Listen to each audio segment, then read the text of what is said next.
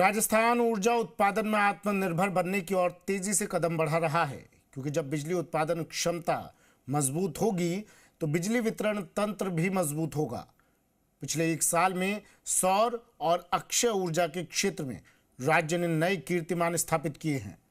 Thermal परियोजनाओं और नवीन ऊर्जा नीतियों के जरिए प्रदेश को ऊर्जा क्षेत्र में अग्रणी बनाने की दिशा में कई अहम प्रयास हुए हैं। देखिए ये खास रिपोर्ट।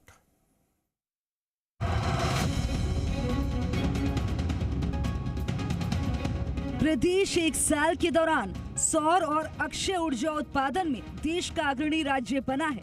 2023-24 में प्रदेश ने 6,233 मेगावाट अतिरिक्त ऊर्जा क्षमता हासिल की।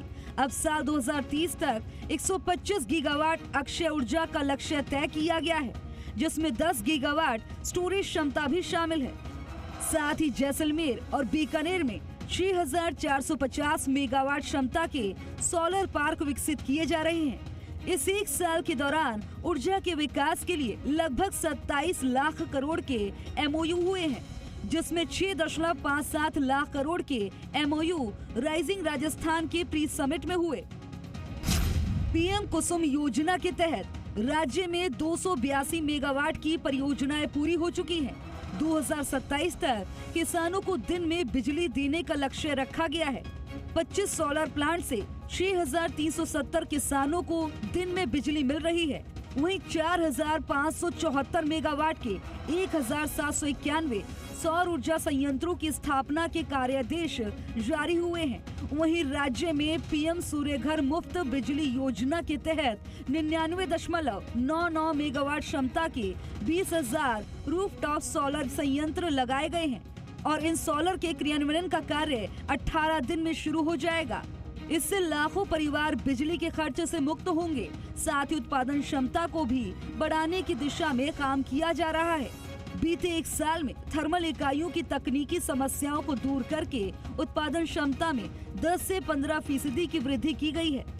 तो एक ऊर्जा की एक एकीकृत नीति, ऊर्जा नीति हम लेकर के आए हैं 2024। पहले की जो नीतियाँ थी उसमें अलग अलग तीन नीतियाँ थी। हमने उसको सबको सम्मिलित करके और एक नीति बनाई है। और उसका उद्देश्य है कि आने वाले समय में जिस तरह से हमारे प्रधानमंत्री जी ने एक देश को एक टारगेट दिया है कि हमें 2030 तक 500 गीगावाट तक हमारी इलेक्ट्रिसिटी को बढ़ाना है, लेके जाना है। और उसके लिए राजस्थान में हमने तय किया है कि 115 गीगावाट राजस्थान में हम यहाँ प्रोडक्शन करेंगे। प्रदेश में ऊर्जा क्षेत्र में नवाचारों का सिलसिला जारी है।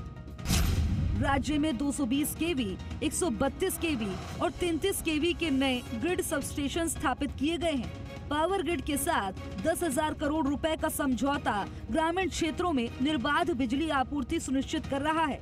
साथ ही में पहली बार 2,000 मेगावाट क्षमता के बैटरी एनर्जी स्टोरेज प्लांट लगाए जा रहे हैं, जिससे सभी सरकारी कार्यालय सौर ऊर्जा से रोशन होंगे।